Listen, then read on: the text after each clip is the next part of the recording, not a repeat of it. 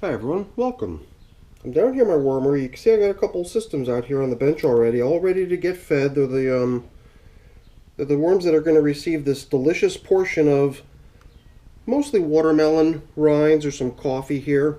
A couple old soiled napkins stuffed down there too that I'm going to utilize as bedding. Last time these systems were fed was 17 days ago as part of sort of a communal feeding where I was just trying to get rid of a whole bunch of surplus pear that I had. So these systems all got pear 17 days ago. To help me along with what I like doing nowadays is using my little plastic tray here to collect up all the loose, dry stuff floating out on the surface. In the case of this system with no coverings, the stuff on the surface is quite dry. Systems that are covered where there's some humidity underneath the covers, a little moisture circulating, the top coverings definitely hold on to a lot more moisture, definitely see a lot more worm traffic. But here with all this stuff that's relatively dry, which you don't really expect to see a lot of worm traffic in, kind of like getting it out of the way partially just to see what's going on, but then I also like giving all this stuff a good fair shot at being broken down, make up for lost time by being dry all this while, and include it in our feeding, get it down into a nice spot where it's going to suck up some of the moisture coming out of those watermelon rinds and get rehydrated and pick up where it left off when it inadvertently got pushed out to the surface. And that seems like a nice way to also spice up the feeding area. And the other thing we can include in the feeding today is a recycling of the feeding zone indicator, which was over on this side to show that we fed on the cotton side last time, and then the twine is on the other side. Twine we haven't really seen as easily as we've seen the cotton. The cotton socks, cotton beach towel, those things are objects that I definitely expected to remain intact for a lot longer than the twine. So we're just going to take a peek at how those couple chunks of white tube sock and as well as little pieces of beach towel are holding up to worm traffic. We always try to increase or maximize worm traffic on these test bedding objects by placing all the foods that we're giving them right onto these things, so all the juices coming out of the foods as they thaw and or break down land on this material so that the worms will really be into hanging out on it and around it and in it and hopefully nibbling on it all the while. There's some other leftovers here. I see a couple banana stems. So I think there's another chunk down here. I mean, we don't have to excavate it all. I just want to get a sense of how this stuff's coming along, and not too surprising that it's not changed much over time. It might be possible to say that some of it just seems somehow lightweight, more lightweight than it was when it started, and I just noticed by trying to stretch some of this sock how fragile it is. It's just falling apart under the light pressure of me attempting to stretch it out a little bit. So that was interesting. Okay. I've never really done a stress test to see how the material is holding up from that perspective, so that was a little bit inadvertent, but interesting for sure to see how much this fabric's been weakened by the worms. And I was suspicious of this piece of beach towel too here, as long as we're on that topic, right? So because I saw these holes developing, I figured I was careless. Maybe I tore it by being too rough with it. I guess here I'm just curious to try applying a little bit of force to it, and it didn't seem like there I just managed to punch a little bit of a hole through it, do a little bit of a tear, perhaps in one of the directions of the strands being weaker or stronger, I don't know, but very interesting. Alright, so the whole idea here is to just come on in on the opposite side of what was last fed. So we're actually feeding the other side where the twine is or was at this point. I don't know what to call of it anymore. I mean, we didn't really go on like a search party to find if any of it's remaining. I'm sure if there is, it's probably just sort of tied up in little bits of muddy clumps of who knows what. Maybe we'll stumble on some, but we're not going to go out of our way to try to track any down. It's almost in that place where you would just assume that it's for the most part gone, and if not entirely, then very close to being so. So we're just going to return the material that was covering up the last feeding and the cotton, which is looking pretty good over there. This might also be some sort of a piece of fabric. No, this might be a piece of food. It just breaks in my hand. So let's just throw it down there so it gets eaten. And let's open up a spot over here on the twine side where we can apply today's portion of watermelon rinds and coffee. It wouldn't take a lot of effort, I believe, to find some twine, but I guess it's also kind of down to how you're looking. Maybe the twine is at this point just little shrapnel bits of sort of fibrous strands, because I do feel like I'm seeing a good bit of that. And if that is what became of the twine, then it's pretty much been scattered about, all kind of breaking down nicely and evenly, but also at the same time leaving behind a good bit of what appears to be little thin strands or fibers of the material that it's made out of. And, you know, at this rate, I would assume it's going to go pretty quick. Probably won't see many signs of it going forward. I don't know, sometimes I look at something and I try to decide, was it put in here as bedding? Was it put in here as food? What is it? I don't know. And I think this is just one of those things I can't seem to identify right now. So let's get to feeding these little guys. Not a whole lot to see as far as twine, if you ask me. I mean, if you see something in the video I missed here in real life, sometimes the video reveals things that are hard to see with my old eyes. Here too, something, I don't know what it is. Maybe some colorful napkin paper that was used as bedding recently. This might be some cantaloupe rind. But this side of the bin definitely looks pretty bare of any sort of leftovers of food. And bedding for that matter, but we did collect a good bit of stuff that we could use as bedding for this feeding. We're going to bring back this stuff right here. We've got this thing that we'd like to use as bedding as part of our feeding today. And we don't have to go crazy trying to break it up. I'm sure if we just place it in here the way you see it, it'll get broken down quite nicely once the melon starts to melt and its juices start to drip down. And we'll sprinkle in some coffee. I even bought my grit out as well as my worm chow. We can spice up this feeding with all kinds of goodies. I want to be fair, so let's put a little bit of this in and make sure we leave enough of the watermelon rind, not cantaloupe. This time they're getting watermelon. Let's leave enough for both systems to get an equal amount. Here too, some soiled napkin. Some leftovers over here. This will save as our new feeding zone indicator. And before we cover up our feeding area, we've got a couple other things we could drop in. A little bit of my pulverized eggshell, which I utilize as the grit in my worm bin feedings. This is a worm chow that I mixed up a few days ago, and I'm burning through it good. This thing was almost full, and it's almost at halfway empty now. Is the worm chow halfway full? Is it halfway empty? Am I the optimist? Am I the pessimist? I try to be both. There's no harm in being, you know, one of those people that's kind of the devil's advocate and says, you know, hey, it could get pretty bad, and are we prepared for that? I'm not trying to be Mr. Doom and Gloom, but I like the idea of knowing that I can handle most things that come my way. And what the heck is this?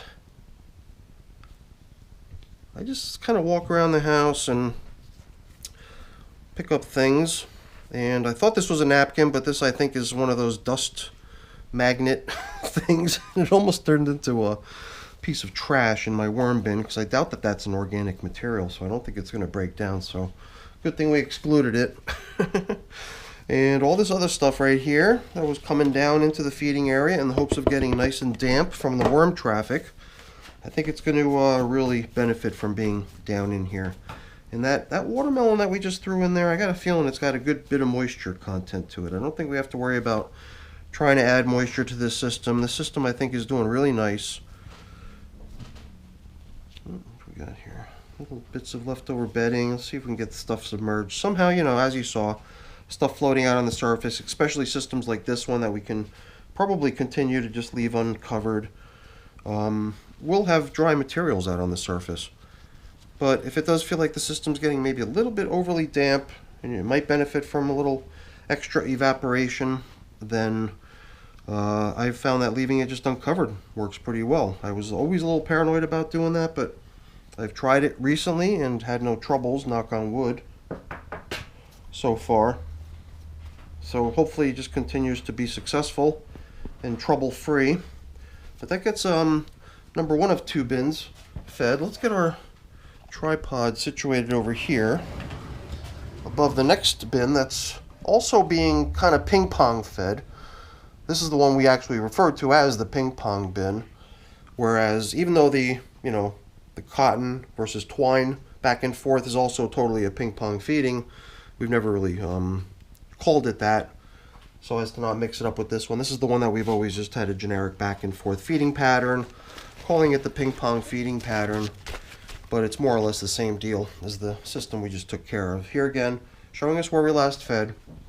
Oh, by the way, just getting back to the topic of leftovers, I didn't see a piece of pear, not a shrapnel scrap of anything.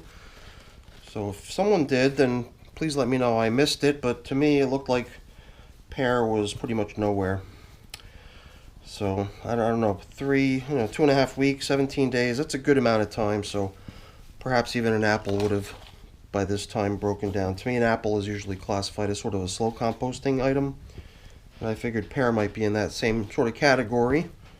I wasn't quite sure. I don't really do pears in my worm bins very often, but the ones we gave them this most recent time, 2.5 weeks ago, seemed to be pretty popular and did get eaten by that other system we just checked in on. Let's see if it was just as popular in here. Oh yeah, before we dig in, I do have one of my little information boards prepared. It's a little bit cryptic, so let me just walk you through what it's saying. It was really me just trying to evaluate all of the systems that I gave pear to 17 days ago, because besides these two, a couple other systems, or at least one other system, got that same treatment. But to me, it seemed like that the twine/cotton fed bedding test system, as well as the one that was already just being called the ping-pong system, generically, seemed like they were just, close enough in age. Both of them are red wigglers. Both of them are going back and forth on feedings. To me, it started seeming like it wouldn't be a bad idea to start feeding these together. So let's do what we did before. We took the feeding zone indicator off of here, which is where we last fed, which means the next time we feed will be over on this side. And there too, we'll just reuse the feeding zone indicator that was previously used. Use it as bedding and replace it with the new one that we've got. Very, very fine castings, all crumbly, none of it clumping. Very interesting. Let's see if we can do kind of a scoop right to the bottom. Wow. I can't recall if there was much or any bedding used in the last feeding. I would have to assume that there was. But, there again, 2.5 weeks later, probably not too surprising to see that the worms have done a number on whatever they were given at that point in time. So they definitely had time enough to do a nice job on it, and they certainly have done a nice job on it. So let's just kind of randomly look across the whole system instead of just going to the other side to dig the hole for the new feeding today. Let's just generally assess things here too. Very, very nice, fine, crumbly stuff throughout. Such an interesting texture to it. Almost looks fuzzy in a way. I think it's probably benefiting from a nice little stir up. And I was, also curious if it would be necessary to keep covering with that piece of cardboard that was resting over the top. Is it possible that we don't want to see much moisture loss in this system? And I would probably say that's probably true. I wouldn't want to say that this stuff is dry or anything like that, or dangerous to the worms, but I wouldn't want to see it dry any further. So I'm thinking leaving this thing uncovered would maybe lead to that, and I'd rather it for it to, kind of hang on to what moisture it has. And I even kind of plowing through this middle section didn't find a few pieces that seemed like they were clumping, so I tried to break them apart. Maybe that little aeration, whatever, will also help them kind of kick off a little bit more moisture, but for now we're also going to try to help retain that moisture by keeping that plastic covering on at the end. Definitely thought about retiring, but we're not going to do that. Interesting, since the last feeding was over on this side, I believe, right? Is this where I took the feeding zone indicator off from? I believe it was. Don't tell me I'm going to have to play the video back to remind myself. Here, oh, interesting. We've got a pumpkin stem, the stem of a banana. I think this is where we kind of had like a theme going, where there's just a number of stem-based items, and there was even a grape stem, sort of the branch maybe. Oh, we also have a cork. So we do have some novelty items over on this side of the bin in the feeding area. Another banana stem, but hardly anything left of it. I don't know why. I did think that there was sort of some grape stem in here too, sort of like a larger grape stem branch, but I don't feel it. Maybe it got nibbled. Maybe it got nibbled away. Who knows? It's pretty good size, but if you think about it, each individual piece of it is very thin in diameter, so for it to be gone wouldn't be too big of a surprise. Very cool.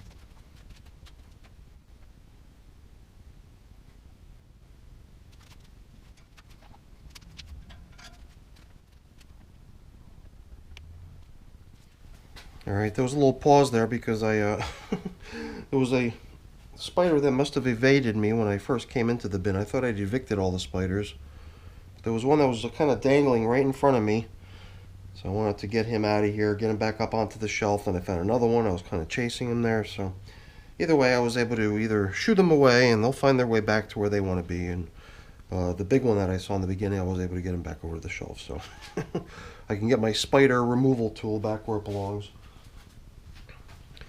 So we don't know if it really helps much or not, but these items that we have in here as sort of novelty bits, we usually just kind of keep with the most recent feeding. So we'll just move it over into the new side that we're feeding over on this side.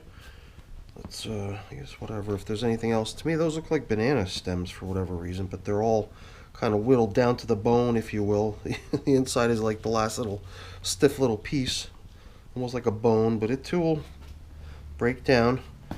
So I got a feeling these little guys are going to appreciate this feast of yummy cantaloupe. Not cantaloupe. I'm so used to when I think of feeding melon, I'm usually feeding cantaloupe. Compliments of my mom. It's somehow, I don't know. Watermelon is a little bit more uncommon around here in my worm bins, but I know that the worms like it. That's for sure. So let's give them a nice healthy portion of it right down here. So, you know, system like this one, it's already almost 180 days old, 179 today.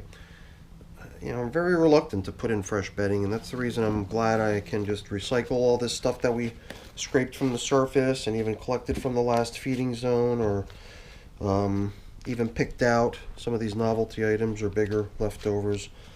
All kinds of good stuff to send right down into the feeding zone, and all this stuff right here is terrific bedding too. So rather than adding fresh bedding that'll take who knows how long to break down, kind of like the idea of just taking whatever we can collect along the way on these older bins and using that, and that's probably sufficient.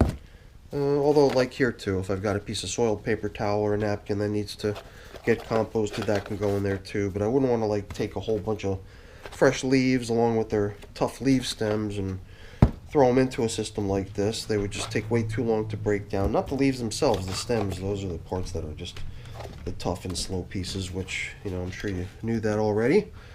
But before we close up shop here, we've got some recycled bedding to reintroduce into the bin, right where the moisture is going to be. We've got our coffee contribution for the day, as well as our replacement feeding zone indicator. Oops, I thought that was a little stick. I was going to throw it in here as part of the feeding, like a larger leftover bit I thought was floating on the surface. That was just a little wormy over there hanging out. And little food additive here. It's not so much what they get nourishment from, but what actually helps with the digestion process, the grit in their gizzards. So maybe some worm chow. Definitely gonna like that, right? And I guess before we cover up and put the feeding zone indicator on, we'll just do away with the last of this leftover recycled bedding stuff, which is actually a perfect amount if you think about it. Then we just bring over what's left, and it is going to be pretty hard to tell which side we fed on just from looking, right? Although maybe at the end of the next feeding interval, whatever that'll be, another week or 10 days at this point. I'm sure we could probably come back in here a little bit sooner than we did this time. 17 days was a pretty long pause between feedings. So we'll see. We'll just see how things go and how it fits into the schedule. But I don't expect a feeding like this to last very long, Watermelon rinds. So hopefully they enjoy it. I think they will. But that brings us to the end of the video. We've now fed both of my systems that have this sort of back and forth ping pong feeding thing, and over on that test bedding system, twine I think might be a thing of the past, but the cotton's interesting to see how it's weakening and coming apart a little bit, or at least the threads must be getting nibbled down or reduced in strength or size or something because they're tearing apart. So always fun checking in on these systems, seeing how the past feedings are coming along, and trying to get the worms to come over for the new feeding. So I'll take care of getting stuff here cleaned up and put away, but I'm not going to keep it around for that. That stuff's boring. Before I go there really quick, let me just say thank you. Thank you so much for watching. Hopefully you enjoyed the video. If you did, as always, please don't forget to leave me a quick thumbs up before you go. And if you haven't done so already, please also consider subscribing to the channel. All right, everyone, have a great day. Thanks for watching. Bye-bye.